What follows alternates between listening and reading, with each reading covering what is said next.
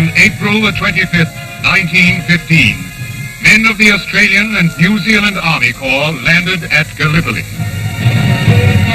It was on that day the traditions of our fighting forces were born. These stories of their sons and daughters at war we proudly dedicate to the memory of Anzac.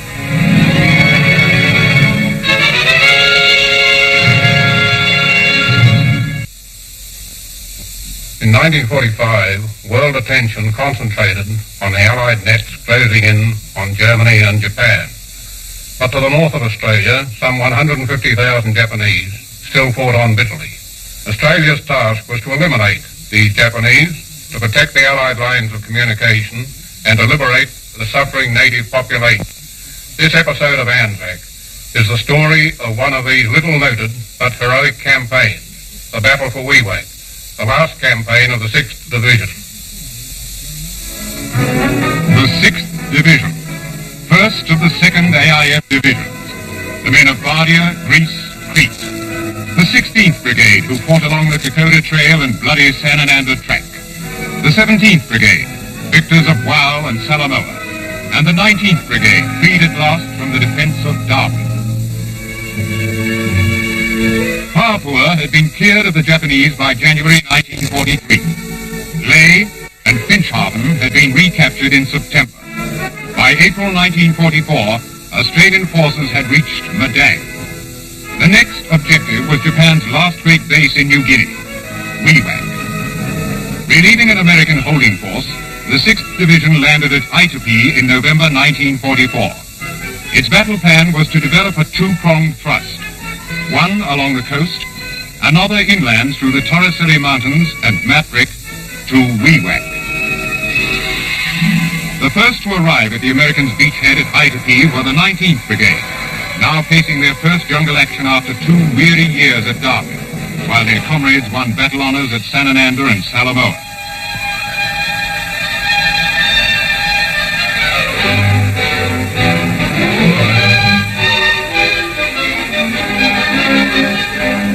The landing was peaceful, but not dull. The northwesterly monsoon lashed the open beachhead with heavy surf.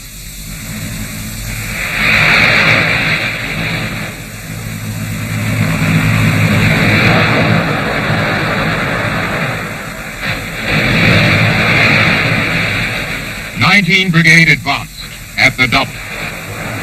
Watch it. Tomorrow's breakfast is in that barge.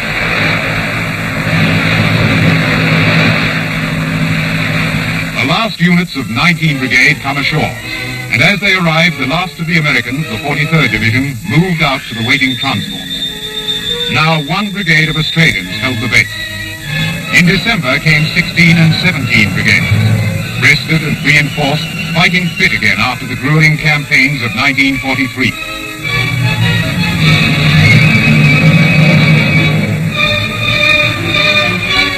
With them came a stream of supplies and heavy equipment. Australian Commander-in-Chief General Blamey arrives at Aitupi. He is met by Major General Jack Stevens, General Officer commanding the 6th Division. Blamey's plan: a limited offensive to hem the enemy in at minimum cost in Australian lives. But pressure on the enemy, 35,000 crack troops of General Adachi's 18th Army, must be unrelenting. The 6th Division, though outnumbered, had better equipment and supplies.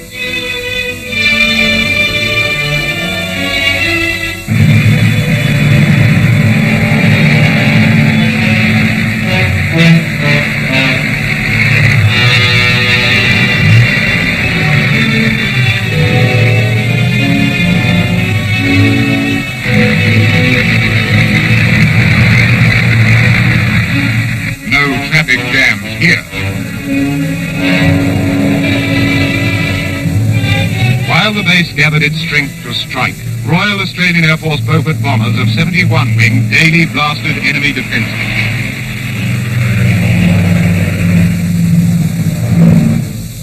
Captain Jim Brown plans the 2nd 4th Battalion's movement. The 6th Division fans out along the coast and into the ranges.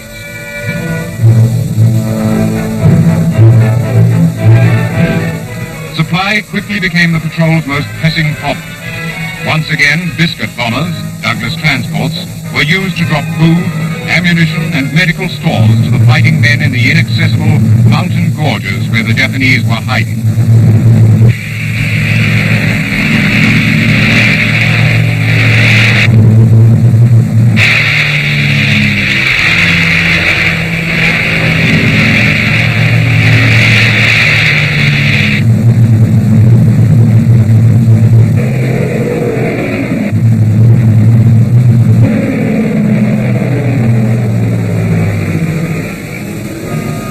With supply ensured, the pressure mounted. By March, 17 Brigade closed in on Maverick, a potential airstrip site.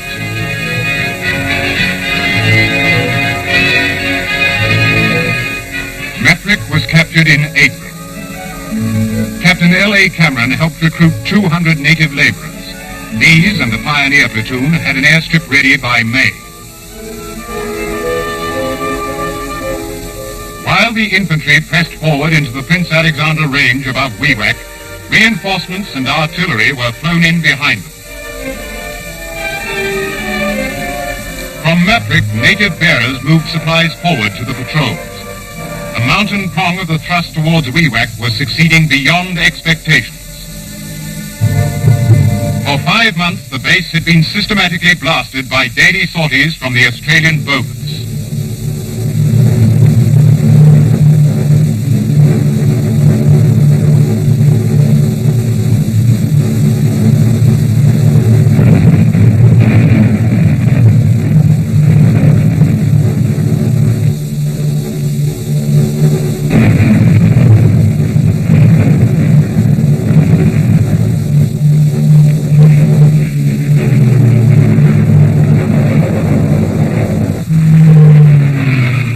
By the end of May, the 71 wing bombers had flown 1,458 sorties and dropped 1,236 tons of bombs.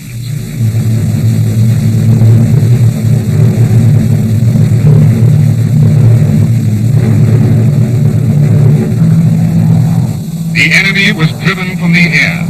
His air force was destroyed.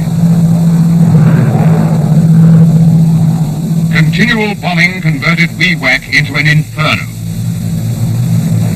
Then, as 16 Brigade and 19 Brigade drove down the coast, the Navy took a hand. HMAS Hobart and its destroyer escort under Commodore Farncombe struck at shore defenses. May 11th, the battle for Wewak.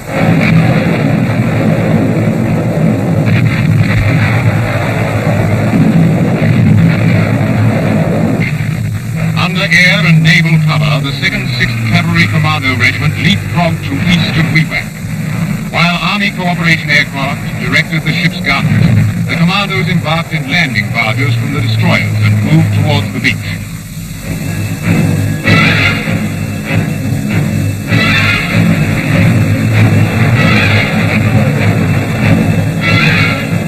The first wave of commandos was ashore 75 minutes after the bombardment began.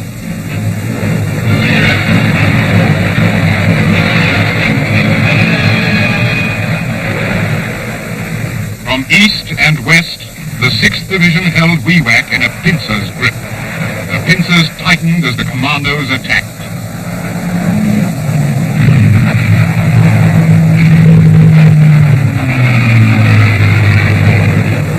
Australian casualties were light and were quickly evacuated to the waiting ships. Meanwhile, tanks west of Wewak led the 19th Brigade in the main assault towards the airstrip.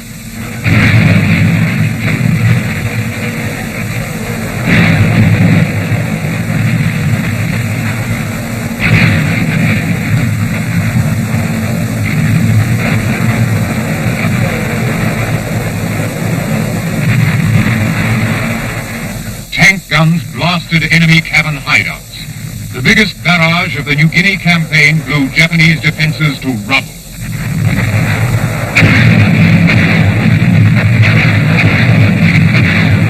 At Wairui Mission, on the outskirts of the base, the 2nd 4th Battalion had to subdue key strongholds by grenade and bayonet attacks.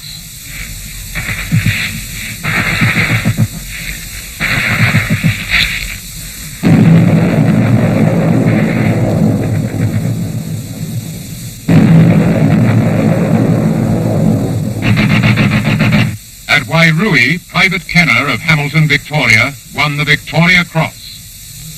Meanwhile, the 2nd 8th Battalion had occupied the ruined airstrip.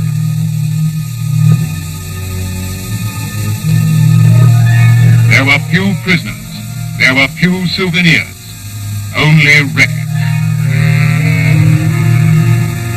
These enemy guns stopped firing only when there was no Japanese alive to press the trigger. Even with Wewak captured, the enemy fought on. The 2nd 8th Battalion battled eastward, supported by heavy artillery bombardment, to link up with the commando force. The entire coastal strip was now in Australian hands. But inland, the bitter, senseless resistance continued. East of Maverick, the 2nd 5th Battalion spearheaded 17 Brigades advance. Now it was to be another battle of the ridges, with the enemy trapped between the two Australian forces.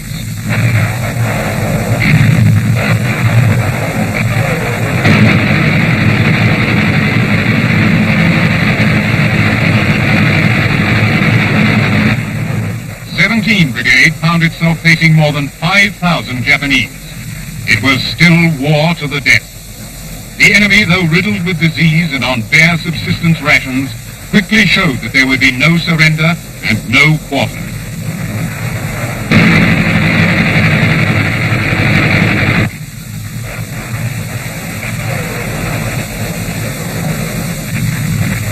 To the east, Australian reconnaissance planes found another strong enemy force at Mount Shivarangu, protecting an escape route to the Seevick River.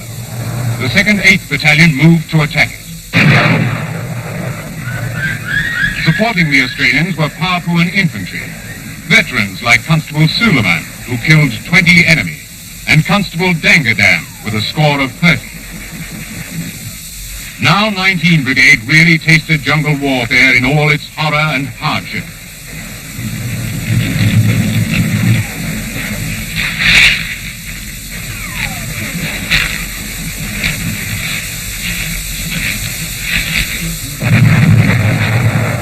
Artillery blew apart the jungle. But the jungle, cutting supplies to a trickle, was implacable. Germany had surrendered, Japan was tottering. But the jungle war went on.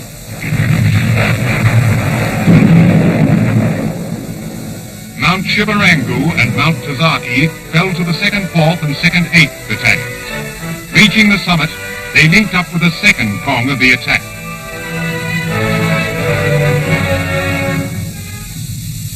July 14, 1945. War's end seemed far off. At Itapi, the 43rd Australian Landing Company was only one of the big workshop, maintenance, engineering and signals units which had established themselves to make this a major Australian base.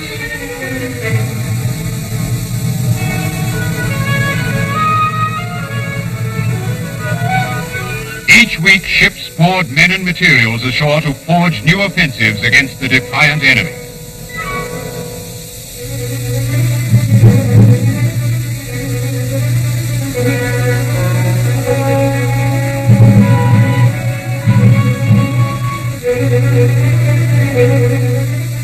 These technicians played a magnificent role in the New Guinea campaigns. Working night and day in mobile workshops, far from the industry of the mainland, their ingenuity kept the war machine running.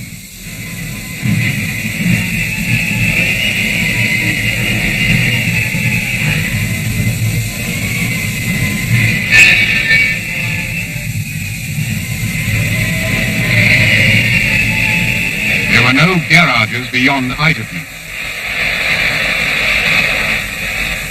Some of these men had been artisans in civilian life, but most of them learned their trades in the army.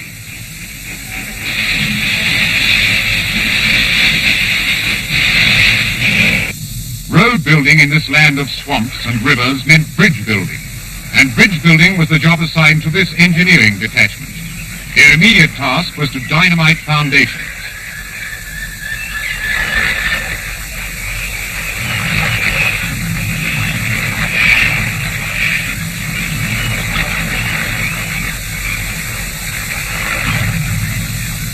Explosives were fused and sunk to blast a way through the ooze to the marsh floor.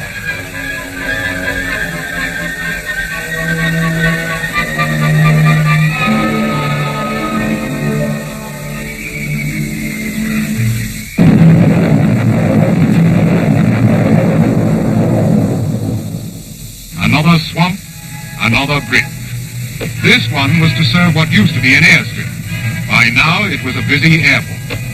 There was no 8-hour day here. You worked till the job was finished.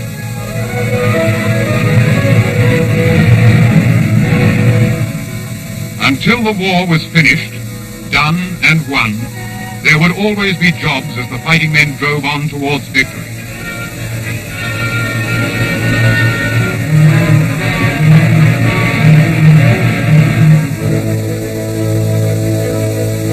On August 14, Japan surrendered. On August 22, Australian officers sailed to Kaireru Island off Wewak to discuss the surrender of 800 Japanese Marines.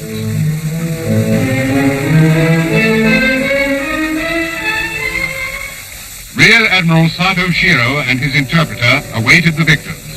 Escorts brought the 2 Japanese officers aboard the launch.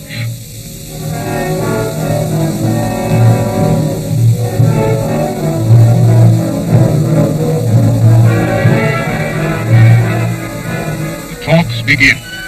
The terms are stated, accepted. Sato Shiro requests medical supplies. Major Tom Fogarty notes the request, and Sato Shiro is promised instant aid. The surrender climax in New Guinea comes on September 22.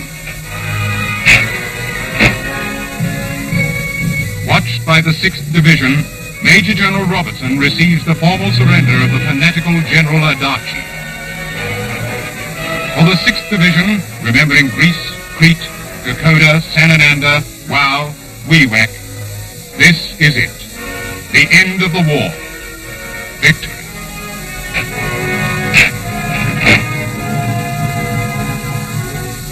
Adachi, commander of the 18th Army, surrenders to the 2nd AIF, who outfought him all the way.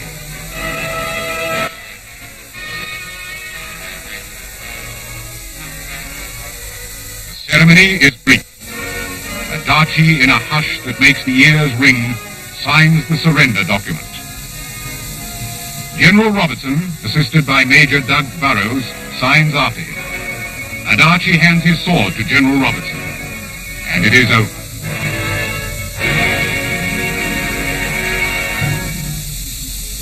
The war is over, but not the aftermath of war. The aftermath is just beginning. There are wounded to heal, prisoners to release, prisoners to be repatriated.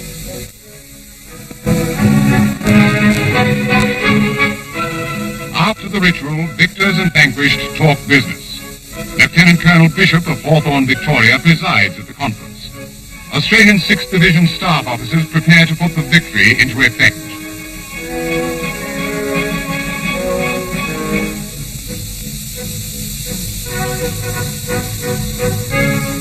So the Japanese begin the long march home. Of the 35,000 who faced the 6th Division in November, only 13,000 remain alive.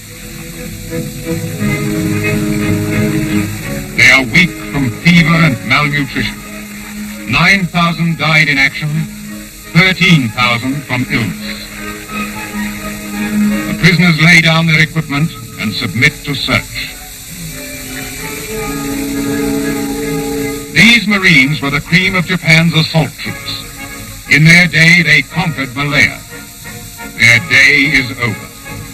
Sato Shiro, with Major Adrian Wilson, watches as they set out for prison camp and eventual repatriation back to war-torn, defeated Japan.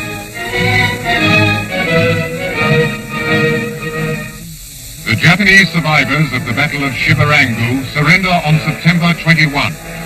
Reluctantly, they straggle into the Australian lines. A Japanese officer hands over his sword to Captain Max Long of Sydney, liaison officer at 16 Brigade headquarters.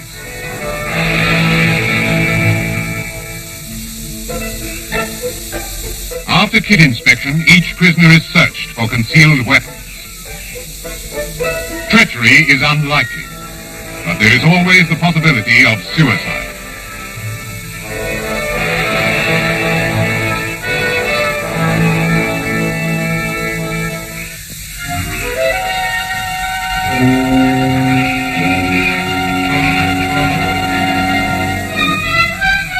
The Australians take it easy. The war has become a roundup, a muster in the bush. Among the last to surrender is the local commander, Major General Araki, and his staff.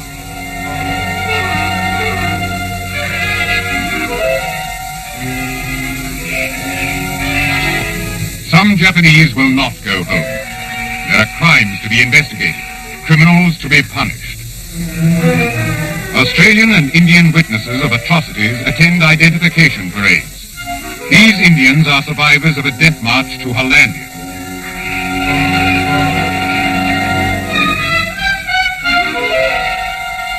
The faces and names of war criminals are known. They may be in the lineup. That man will be tried.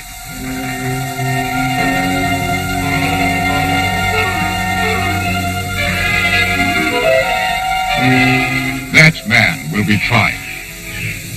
And that one.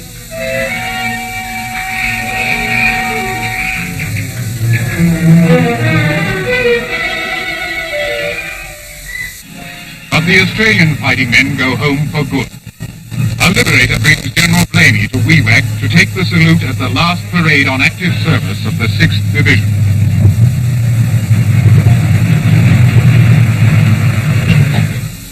Blamey is greeted by General Robertson, commanding the division who were Blamey's fighting troops in the first Australian action of World War II. The men of Bardia present arms to the soldier of World War I, who commanded the 2nd AIF in the Middle East when it was young and small and raw. Now he commands 500,000 Australian soldiers. But for the 6th Division, Tom Blamey is an old friend.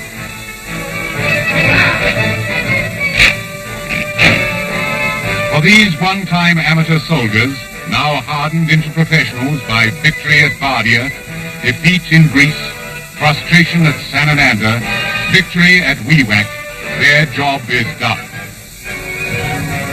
HMS Implacable, valiant British aircraft carrier, carries back to Australia, back to civilian life, the men of the 6th Division, first of Australians to heed the call and challenge of the tradition of Anzac.